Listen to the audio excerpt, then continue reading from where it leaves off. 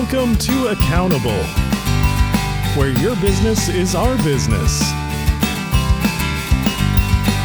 Hosted by David R. Peters. Today's guest is Dr. Scott Dell.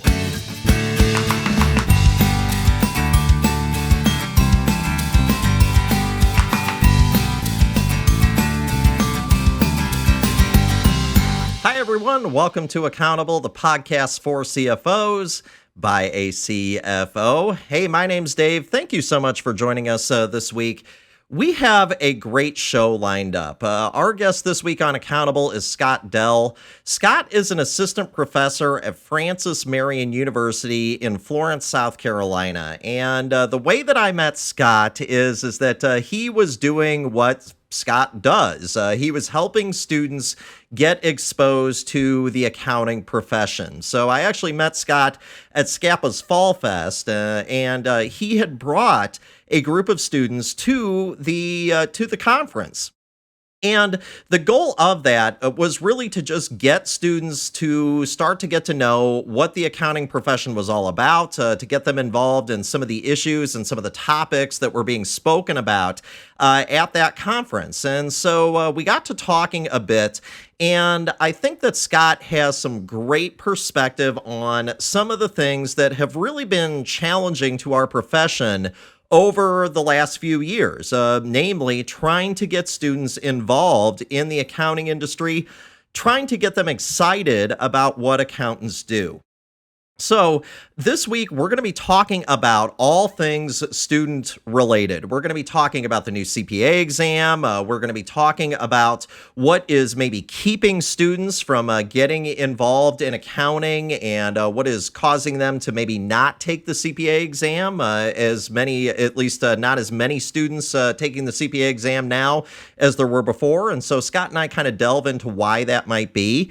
Also talking with him a little bit about what the future of the profession needs to look like in order to get more people interested in it. How is the profession going to evolve, and how can the students that are coming out of colleges and universities right now, how can they play a part in that evolution? So we touch on a lot of really interesting things. Again, I think Scott is a great person to talk to about this because he is so involved in helping students really understand what this profession is all about. He is the person who is helping students in the Accounting and Finance Club at Marion. He is the point of contact there, and he just does a lot of work with students. And so I think he's got great perspective on this topic. So especially if you are in South Carolina, but even if you're not, I think that Scott is really a good person to just really know and to really listen to if you're really trying to get a sense of what people that are coming into the profession right now, what are they thinking about, what is important to them and what is not. So I think it's going to be a great conversation, and I know that I always like talking to Scott and just hearing what he has to say, and I hope you do as well. So enjoy my conversation with Scott Dell.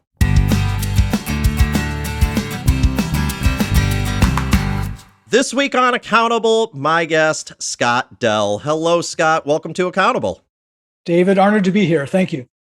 So we have an interesting topic today because this is about one of the things that we should probably care about in the industry, maybe more than anything else right now, and that's kind of the pipeline of people that are getting into the industry right now. One of the things, though, that we've seen at a national level, and states have kind of been varied in terms of kind of how much they've been affected by this, but at least at the national level, we've seen a lot fewer students coming out of school with accounting majors. We've seen a lot fewer students going on and taking the CPA exam. And I guess I would love to hear from your perspective, from somebody who deals with students on a regular basis, what have you seen? I mean, is there a reason why we're seeing this drop off? Is there something about our industry that is maybe unappealing to students right now? What would you say are maybe some of the things behind that? Excellent question. I actually hear an echo in my mind, my dad saying, the kids these days, And now as a parent, I'm feeling the same thing. And it is the kids these days. Yeah. The only constant is change. And they are changing. I mean, we're looking at the millennials, Gen Ys, looking at the Gen Zs, and actually college is smack dab in the middle. The transition is right on, where the Gen Zs are only experiencing the online training or the COVID time training. The millennials are kind of past that. They're getting both worlds. But things are changing. And let's talk about some of those changes. Yeah. Because you're right, the pipeline is not, I'm not going to say dwindling, but it is cutting back. And we're not attracting like we used to. I had a conversation just last week with a colleague, and we're talking about the idea of career. And you think, you and I talk about career, and we say, yeah, 5-year plan, 10-year plan. Where am I going to be in 20 years? Right. Students today aren't thinking 10 years out. They're not thinking 5 years out. They're lucky if we're thinking 2 years out or 2 weeks out. So the challenge is saying, all right, well, what do you want to do long term? Because you always get that interview question. Where do you want to be in 5 years? What's your 12-month plan? Where are you going? Sure. And that's not the top of mind. Now, I used to think our students, okay, they're coming in dumber. Well, not really. Are they reading less? Yes. Are they reading the textbooks? Heck no. All right. Now, so it's down to edutainment. We have to be educators and entertaining, because got to keep these sound bites, the 2-minute blurbs. Even LinkedIn Learning is 2-3 minute segments continuously running through. And that's the learning sound bites, so to speak, that we have to deal with. So when I went to accounting school back at BU, Boston University, okay, we took the courses, we studied, we read, we due diligence, and had what we had to do. Students these days, I'll give you a couple of stats. Average change of majors, 3 times from undergrad. My goodness. So if you think about that, it's not so hard to change. Okay, I'm going to switch from biology to healthcare administration. Okay, I can do that. I'm going to switch maybe from accounting to marketing or management or finance. That's not so bad. But to switch into accounting is a nightmare, because now you've got 2 years under your belt. Oh, I think I'll be an accounting major. Well, we're talking 150 credit hours to get to the CPA level undergrad. You start saying, wait a minute, I got another 3 years of this stuff. I want to get out in 2. Right. Or you're going through the motions, and people are not switching into accounting as much as out of accounting. Couple other factors is a lot of first generation, and I deal with a lot of first generation students coming through. Where's the role models? The role models are not, well, I know if I've got a friend who's an accountant or a CPA or in the profession, it's more of, well, I'm good at numbers. Yeah. Now, I'm stressing with my students, you don't have to be good at numbers. Yeah. Accounting is 4-function math. If you can add, subtract, multiply, and divide, you're good to go. And the skills for an accountant these days have grown not just from ticketing tying, but interaction. It's those soft skills, or what I call the success skills, that are so crucial. And that's another loss for our students these days, especially during COVID, but even before COVID hit. Our students were not quite as interactive. They were kind of behind in some of those, the EQ, the emotional quotient, emotional intelligence, the resiliency. That's another cue that's in the loop. So how resilient? If you get kicked down, how fast you get up? Yeah. Well, I used to teach hockey players, and they got up pretty quick, because if they were down, they couldn't stay down. But if you're not in sports and you're kind of sliding along and you get kicked to the curb, it's a little bit slower recovery time these days for most of our students. And yes, many of them are used to getting awards for coming in 4th, 5th, and 6th place. Not ideal, but that's the whole resilience ideal that we need to think about and consider. So those are some of the factors that come into play. I think you said a lot of interesting things there. I mean, so, you talked about kind of maybe resiliency being an issue. You talked about kind of switching majors being an issue. One of the things that I've heard from a lot of people is they say, well, what about, kind of the 5th year? I mean, it's the 5th year, and, but the thing that I'm kind of quick to point to is like the 150-hour requirement. That is not new in the last couple of years. I mean, that's been around since for many states for over 15 years. It's been around a good long time, past 2000. But the whole idea is quick, faster. Get me out of here. Get her done. And there's been more of a trend to less attention span. So having that commitment, yeah, it's been around for a while, but our generations are less likely to hop on the bandwagon and say, I'm willing to invest the time and the commitment to make it long-term success. And that's the challenge. And I'll tell you, my accounting students, and I've been a full-time academic for 15 years, entrepreneur for over 30. And I've never dreamed of being a full-time academic. Just got my doctorate 2 years ago. I'm a fresh doctor off the press. But I've seen in the past 15 years the evolution of students, and there's been a lot of change. Yeah. And for good and bad. A lot of, the older generation says those kids these days. Right. Well, the reality, those kids are caring about the environment. They're caring about the future. They are caring about their leisure time. I knew when I went into public accounting with the big 8, I just dated myself, but it's now the big 4, I realized my skiing days were done for overall until I get to a certain level. Right. And I accepted that. I enjoy downhill skiing up in New England, but I said, that's not going to be in the cards.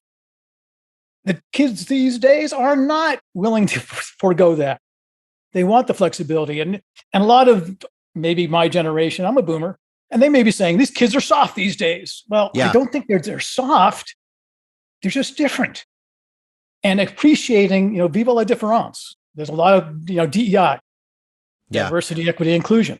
Yeah. Okay, it's a diverse population. It's not just racial diversity, religious diversity, disabilities. It is generational as well. And we need to appreciate that, understand that, and be aware of that. And the big 4 has caught on. Yeah. I mean, they're finding that they need that flexibility. I mean, the Great Resignation is on. Yeah. Why? Because people are saying, hey, I got a taste of living at home, or, being with my kids, or doing things and having some flexibility. I kind of like that. Maybe I can find a career, a profession, or an employer that will adapt to my schedule, and I can give back. So I think that raises a lot of interesting questions about maybe how the industry maybe needs to change in terms of maybe how it views some of the folks that are coming in. The CPA credential itself, though, I mean, has always sort of carried it's always been a well-respected credential. I mean, I think that, I think I read somewhere that there's something like 400 financial designations in the United States alone, or something like that, some ridiculous number. But I mean, I think if you were to ask the person on the street, what kind of financial designations do they really know what they are? I think the CPA exam and kind of that CPA credential might be one of the few that a good bit of the population would get right. And there's no disrespect there to other exams. I mean, the CFA exam is one of the toughest exams in the entire world. CFP exam is well respected. Not dogging on either one of those, but I do think, though, that, if you were to ask somebody on the street, I think that they would say, okay, I know what the CPA exam, at least in broad strokes, what it is. They probably think that you do taxes, but that's always the joke, right? But exactly. But I do think that they do look at that and they say, okay, financial expertise. I mean, there's something there to that credential. Has that changed at all? Because I mean, or how we are viewing it, has it changed? I think the CPA, and yes, I am one, I confess, and I don't do taxes. I also confess that, but the CPA, I think, still is the gold standard. Yeah. But there's so many other standards, and you just mentioned CFP, CMA. You can go CGMA. You go down the TLAs, all the 3-letter acronyms, right? And you find out a lot of professions are having them now. Another change that I will share: my accounting students used to be the cream of the crop. When I was in school at my institution, and then I'd have the accounting majors in the business school were top of the line. And then you had, and not to belittle any other majors, but the other majors were probably not as career focused, as technical in that direction. But now, not only do the sharp students go for accounting, which that's where the sharp students ended up, because we always had our top business school students there. Now they're also going into computer science. Yeah. Now they're going to IT. Now they're also going into supply chain. Now they're going into other environments that some of our, and if those were around when I got my degree in accounting, that may have been a distraction. And a lot of folks, of my colleagues that went in accounting, might have gone in those other directions because there are opportunities, goals, and the sky's the limit in some of those fields. Yeah. So again, the market has changed. There are more certifications out there now. So one cannot, you get the CPA, that's great. But now you start saying, well, maybe non-financial certifications are cool too. I've got all these computer technical certifications, IT, MIS, whatever it might be. I'm going down the data analytics track. And all of these are valuable tools in the accountant's quiver, but they're also tools that are professions in and of themselves. So it dilutes the potential pool of accountants. Well, so that raises a good question too. I mean, in these other professions, I mean, you mentioned IT, which is, obviously, and kind of computer science and some of the other ones that you mentioned. I mean, is there an appeal there? Is there perception or reality that there's better work-life balance and better pay? I mean, does it really kind of come down? Is it really that simple where it's just like, hey, I could be an accountant, but I don't get paid as much, and I'm probably going to have to, and whether we like it or not, I mean, we as an industry, you love being a CPA. I love being a CPA too. But I mean, the fact is that, there is at least some reputation out there that we're kind of a churn and burn industry, especially when we get into public. Yep, especially the larger firms. You're right about that. You step back and looking at the environment for accounting majors, for accounting students, and you start saying, okay, I think you hit the nail on the head. Hit the money, follow the money. And yes, the perception is I can make more money as an engineer or in supply chain or in IT. As a matter of fact, a lot of the big four firms are hiring not just accounting majors, but a whole slew of other majors that go beyond because they can't get enough people that are just accounting. The skills you need these days have also blossomed out. It used to be a taxes and audit. We're good to go. That's right. What you need to know. And like I said, I started an audit. That was a cool place to be. Exposure, interest, long-term play, great career opportunity, career track. Everybody needs accountants. Whether you're the CIA and FBI, whether you're the military, whether you're government, whether you're a hospital, whether you're in public service, whether you're a nonprofit, all need accountants and CPAs. But the fascination, the attention span we talked about earlier has cut down. So no longer can we do, let's do a 5-year plan. Let's see the big picture. It's okay, I can get this job and I can start to go job hopping. Yeah. That discussion I had with a colleague about the word career is disappearing from the vernacular of our students. They're not thinking in terms of careers. They're thinking in terms of job hopping. That's the norm. That's the expectation and how you jump ahead. And the gig economy, the stats I was looking at said about 25% these days that are employees also have another gig, which in the next 5 to 10 years is going to jump to 50%. Yeah. So that gig orientation really plays with the mind and says, okay, I'm not going to get hired. I'm not going to get the gold watch. I'm not going to go the 30, 40-year route. I'm going in and then I'm going to jump. Yeah. And it's not so much the up or out, which we went through in our days when we're looking at the Big 8 or Big 4, but it really is a tight market for students coming out because there are less students going in. And I think it's worth noting too that we've been discussing this idea of the Great Resignation more recently because of the pandemic and kind of reaction to the pandemic. But the fact is that the number of years on average that people were spending at a particular company, that's been going down considerably over time. I mean, well before the pandemic was happening. I mean, there was this idea, the idea of somebody staying with their, with the same company 30 years was just, it just was something that just doesn't really happen a whole lot anymore. But that was true, 5-10 years ago too. I mean, you're so right. Even before the pandemic, the number of not job changes, but career changes was 5 to 7 times on average. Yeah. So you are definitely on track with the only constant being change. So let's talk about the CPA exam on the whole, because we have the new CPA exam that is being developed here, and I guess I would be curious to just hear sort of how the exam has changed, and do you think that this is really addressing what firms need and the skill sets that that students really need to have kind of going forward? I mean, hopefully we're changing the exam for the better, not necessarily just because we want to create a higher hurdle, because my goodness, the exam was tough before. You bet. I actually like the change and the direction. Just as a quick review, we're still going to have 4 exams. 3 of them are going to be consistent with what was already there, but the 4th is going to be a multiple choice. You get 3 choices that you can go.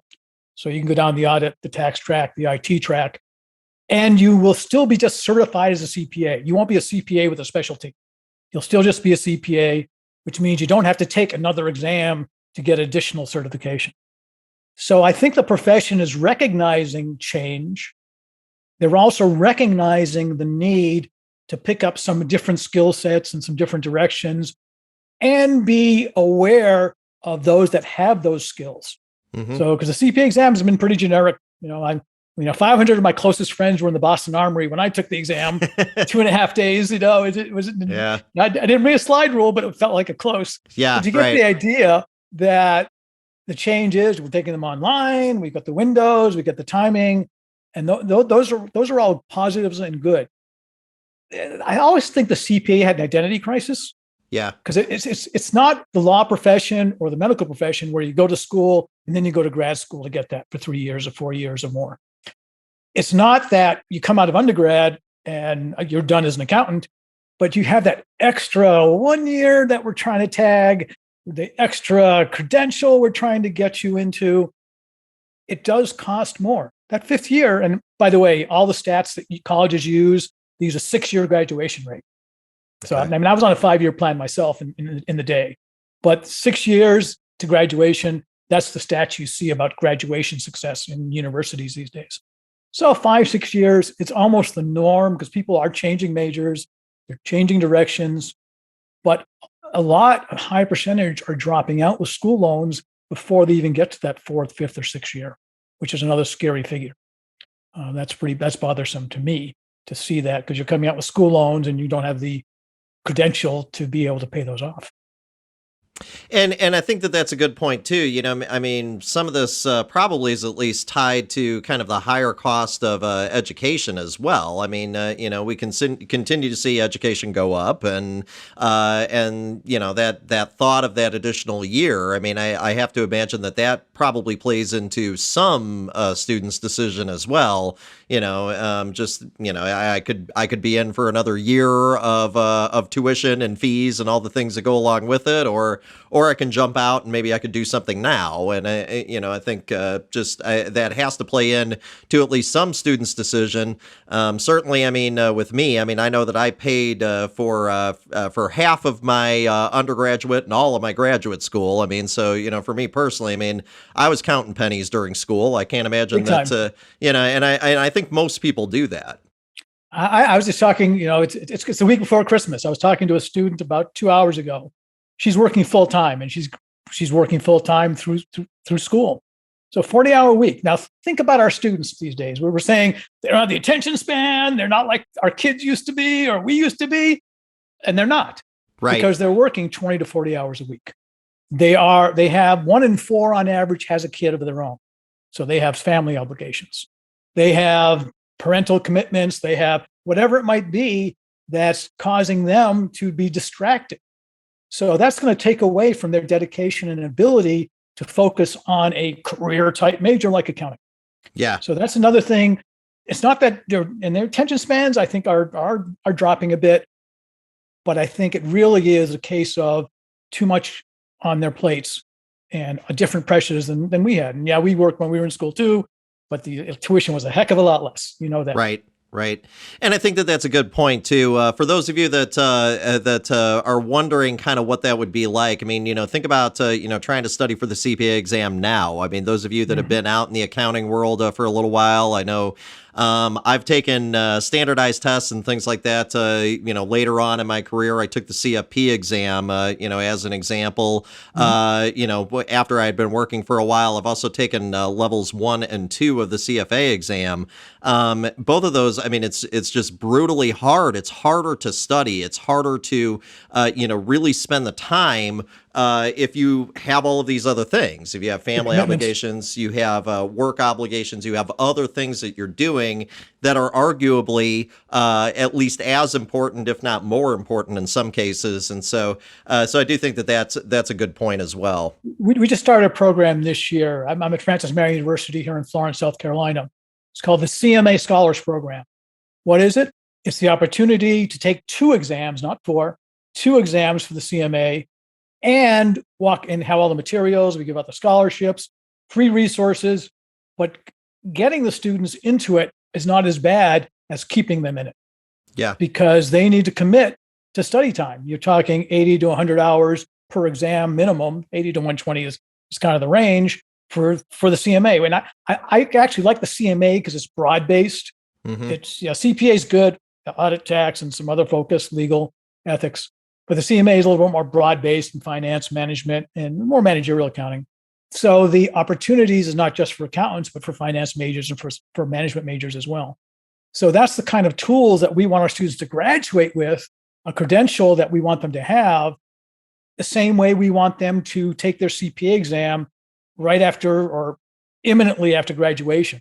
The ideal is take the job, start in September, have the firm support you for the summer in terms of picking up your CPA review course and giving you the time to study for the exam, and then give you a heck of a bonus when you come on board and you passed it. So those are incentives. Money sells. Yeah, no doubt about it. Talk to me a little bit more, because I think that this is interesting, hearing about maybe what some schools are doing in response to these difficulties that we're having, trying to get people to take the CPA exam. I mean, you gave a great example here about kind of what what you're doing in response for the CMA. Anything similar with the CPA exam? Are you doing anything to kind of propel people to kind of get ready for the new exam we're encouraging the CPA vendors. You go down Gleim, you go down Becker, Surgent. I'm probably going to neglect a few and piss somebody off. Yeah, that's all right. But we are encouraging our students to become reps. Okay. I did this in college. I became a rep. The course that I repped was give me a free class. Thank you. That's all I needed. That was my incentive, and it worked, and it was worthwhile taking. So the CPA exam review courses are powerful, encouraged, and I'd almost say necessary for most of our students to gear themselves towards success. Yeah, they can study on their own, but it is a hard road to hoe. Trying to get students to engage during the school year. Yeah, they're fresh off the press. They had their audit class, they had their intermediate, they had their cost, they had whatever it is.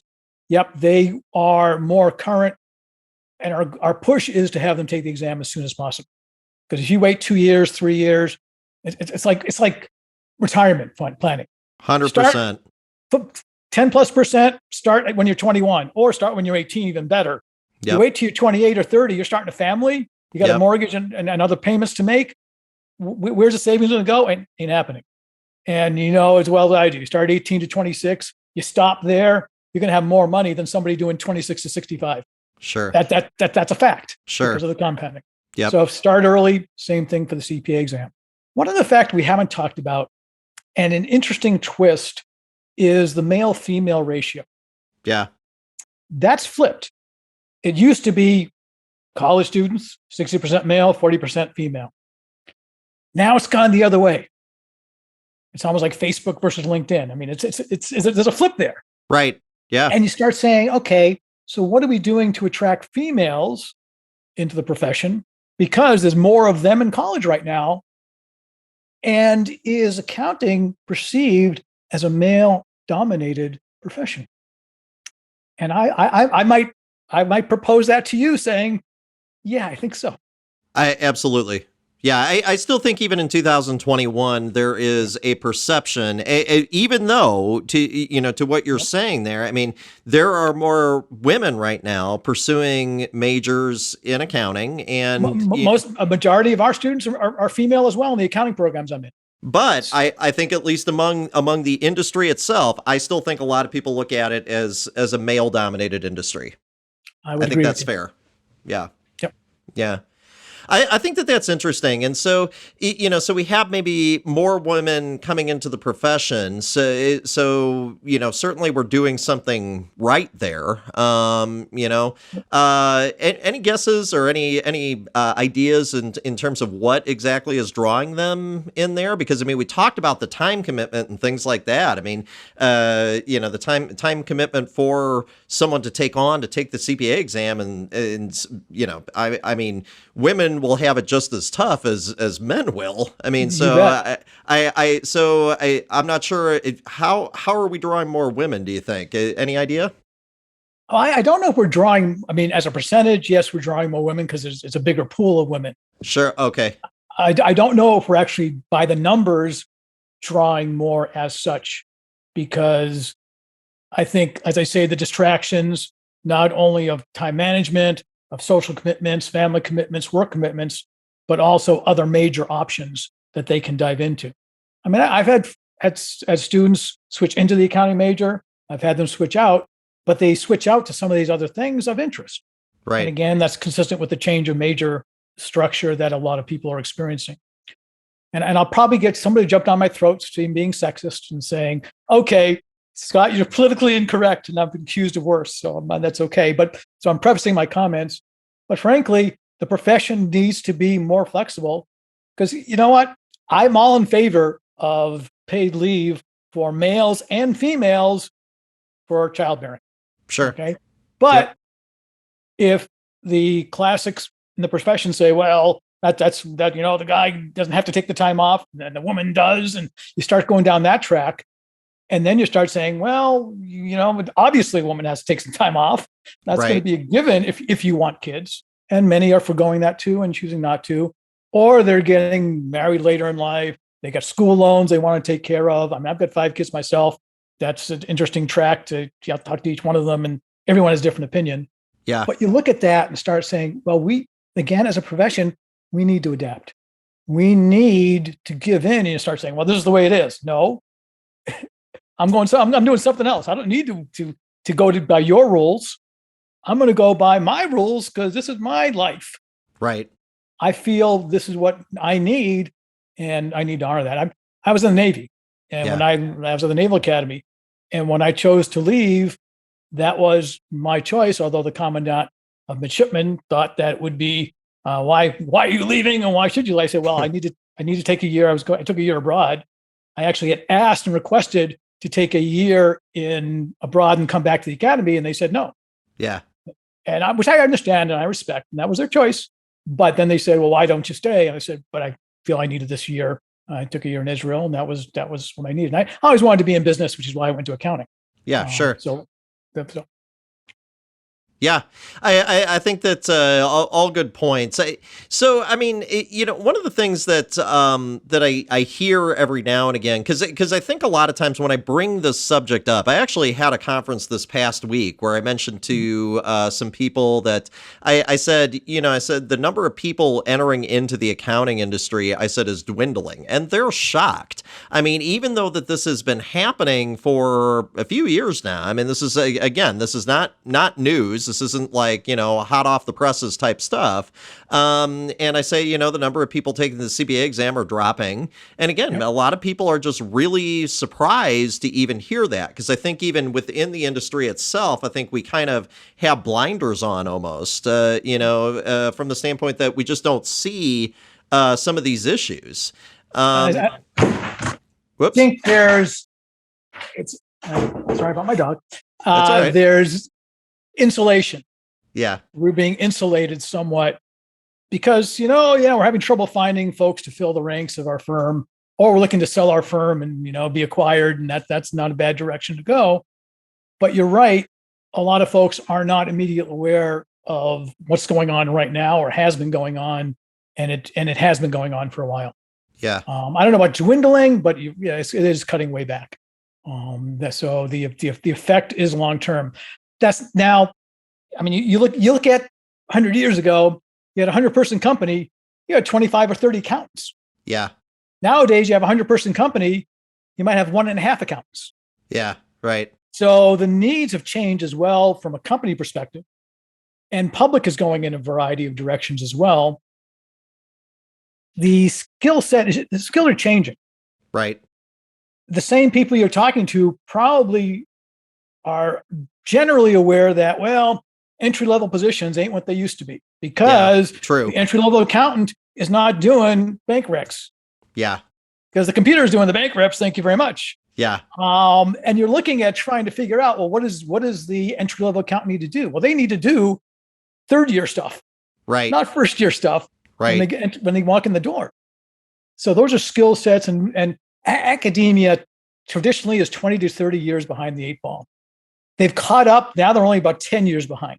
So that's progress. Right. But academia overall still does lag in that way, in that vein. So that's a challenge on the academic side, to be able to have our abilities to really continue and go in that direction. So that's all right. Good thing we have editing. Yeah, no worries. We're good.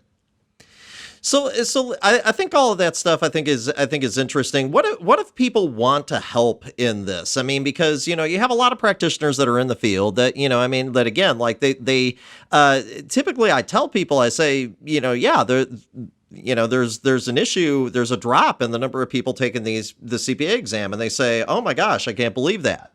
And there's some that want to actually get in there and help.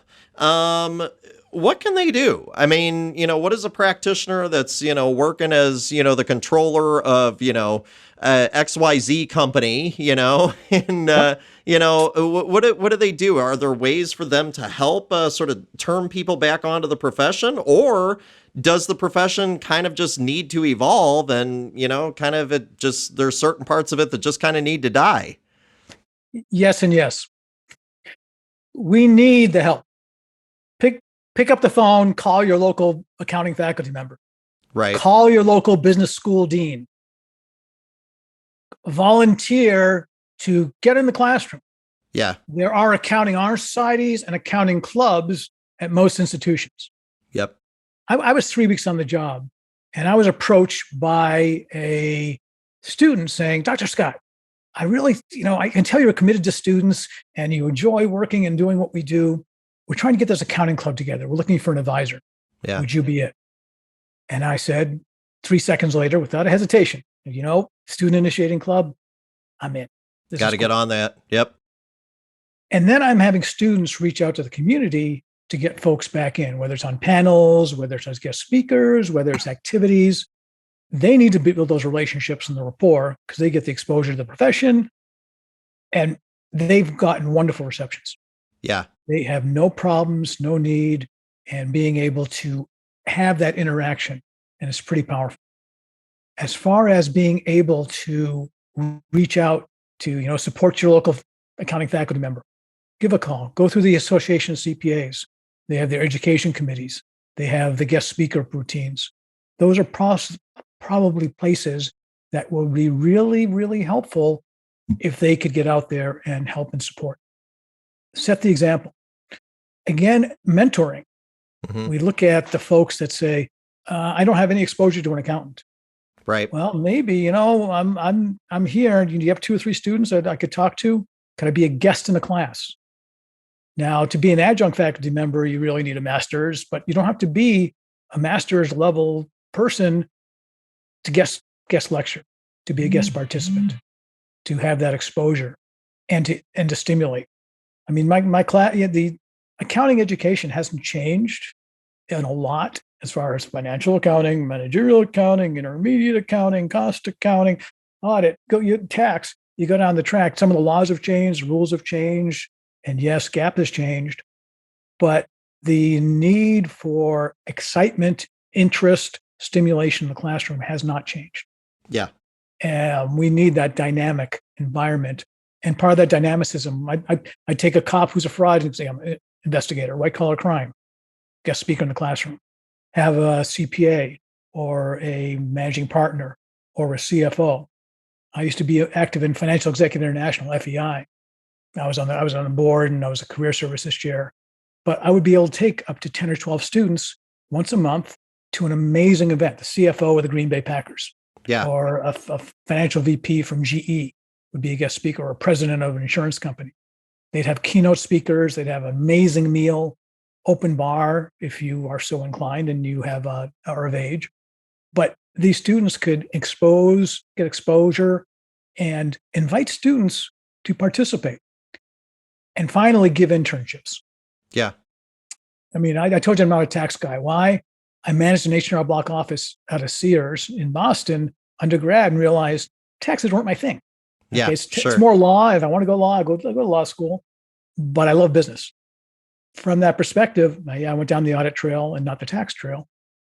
Being able to get that kind of engagement for students to find out what they like and what they don't like is powerful.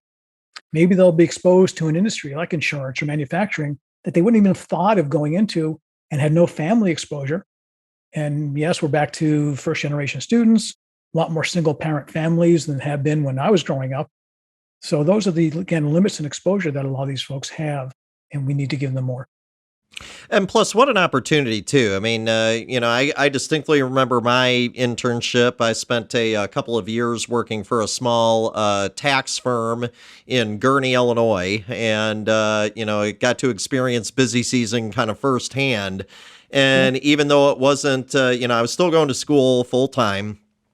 So that never really stopped. But at the same time, though, really gave me exposure to a lot of things. I actually came back my senior year knowing just a lot more simply from just experiencing it. When they were talking about things in the book about, kind of payroll taxes and how that worked and, putting together corporate returns, I can say, oh, yeah, okay, I know what that is. I know about 941s. I know about 1120s and things like that.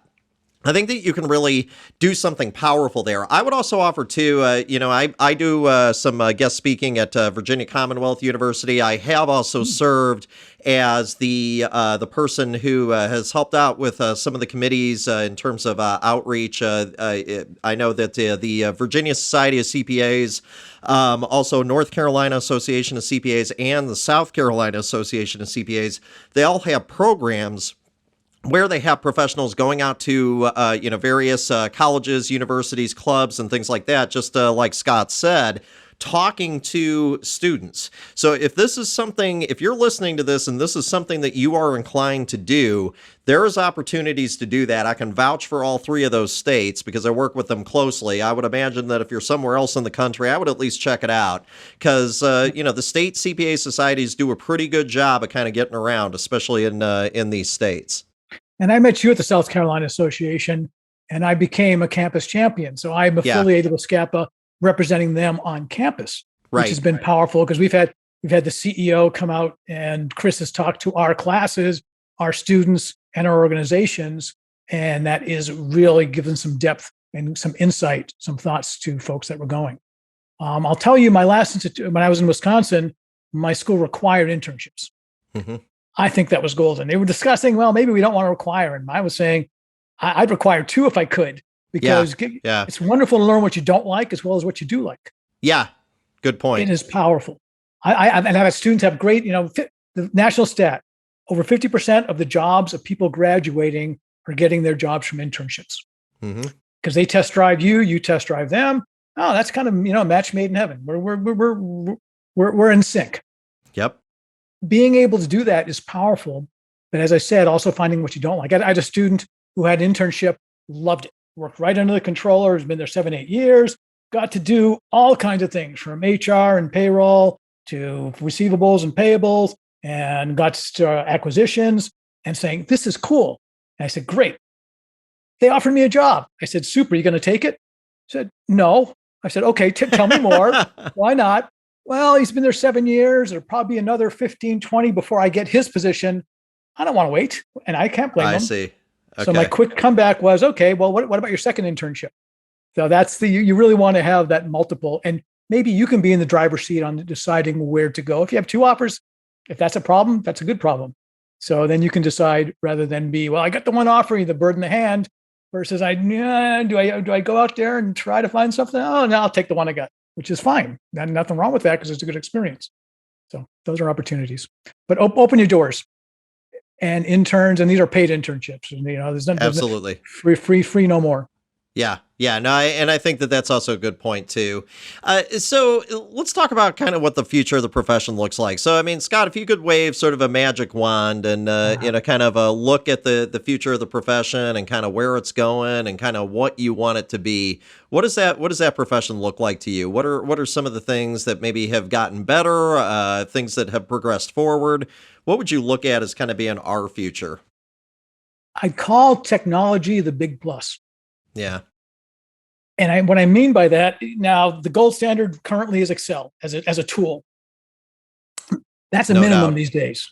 Right. Our students now need to have Tableau or Microsoft Power BI under their belt, or Python or SQL or some other tools.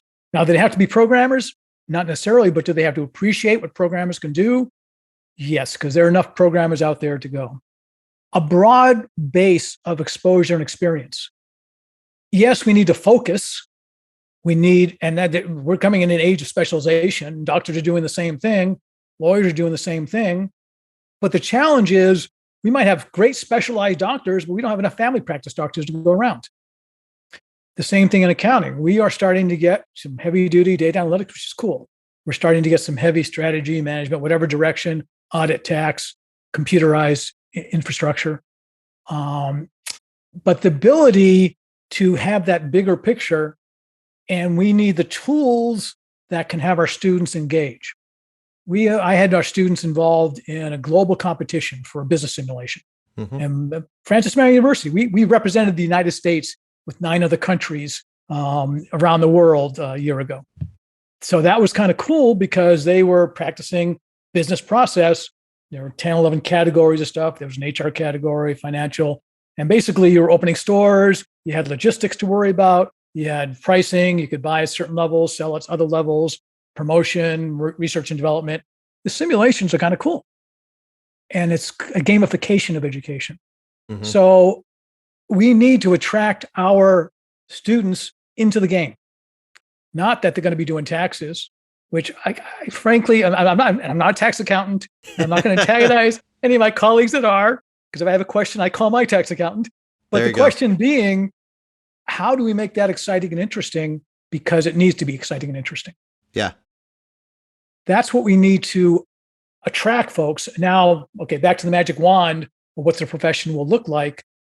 Do we need to make it easier to enter a profession? I don't think easier is the answer. It needs to be a challenge. Sure. But it does not need to be a brick wall. Yeah. So we need to have it that people can go there from alternative paths and being able to reach into the profession. Because a lot of the folks being hired now by the larger firms are not accountants. Yeah. Can they get that later? And we're also entering a time of lifelong learning. So remember those 3 major changes on average? Some people are actually coming back to school. I had a colleague from my business person who was a biology major. He said, Scott, the one course I wish I took more of undergrad was accounting. There you go. And I said, can I quote you? Cool. This is it. I love this. And he said, sure, not a problem. It's a high-tech company in Madison, Wisconsin. He's a manager and he needs the accounting. But lifelong learning, folks are coming back to accounting. Is there an easy path to get the CPA having an undergraduate degree in English or psychology? Or a different business major? We need to make those paths easier and more attractive because people are going to say, you know what, I'm ready for that certification now. When I was 20 years old, I was not. I had other things on my mind at 20 and 19. Sure. But now I'm in a position where, I see the value, and I've got a family, but they're supportive. And rather than go for my doctorate, rather than go for my even MBA, or maybe to complement the MBA, I think the CPA is going to be a good fit career-wise because it's a great foundation for success in business. So creating kind of alternative paths to get to the exam, and I think you hit the nail on the head, though. I mean, one of the reasons why we continue to be kind of in this trusted spot within society is not because we're necessarily making the credential easier. By the way, for folks that are out there that are wondering, since we changed over to the computerized exam, pass rates haven't necessarily gotten better. Nope. Okay, so for those of you out there that are wondering about that,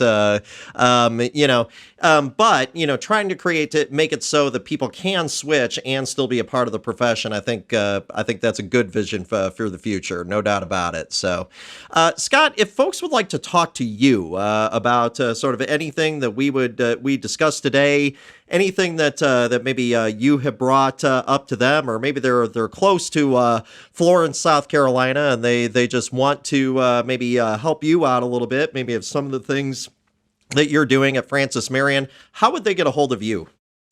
I will tell you, I wrote the book on LinkedIn. That was one of I started two businesses and wrote a book during COVID, so I've been busy.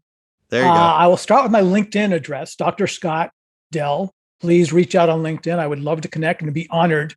I also have a LinkedIn group for accounting and business professionals. We've got over 2,000 members in the group.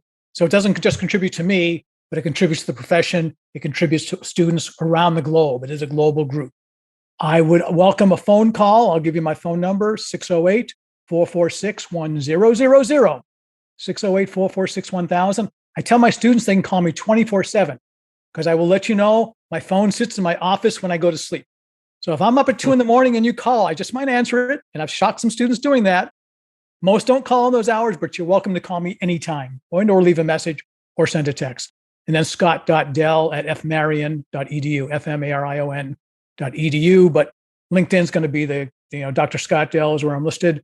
By all means, I'm in South Carolina, Florence, South Carolina, but you don't need to be close. This is a global economy. We're in this together around the world. So thank you for asking.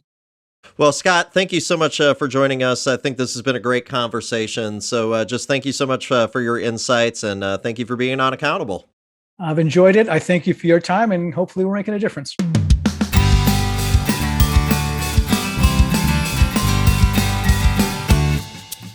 Thanks for listening to Accountable. Be sure to subscribe for more interviews and insights from today's business leaders.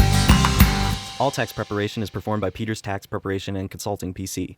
CFO Capital Management and Cruz Financial Organization do not prepare tax returns. Peters Tax Preparation and Consulting, PC is not affiliated with CFO Capital Management and Cruz Financial Organization. CFO clients or prospective clients are never obligated to use Peters Tax Preparation and Consulting, PC as part of any financial planning or investment management services offered by CFO Capital Management and Cruz Financial Organization.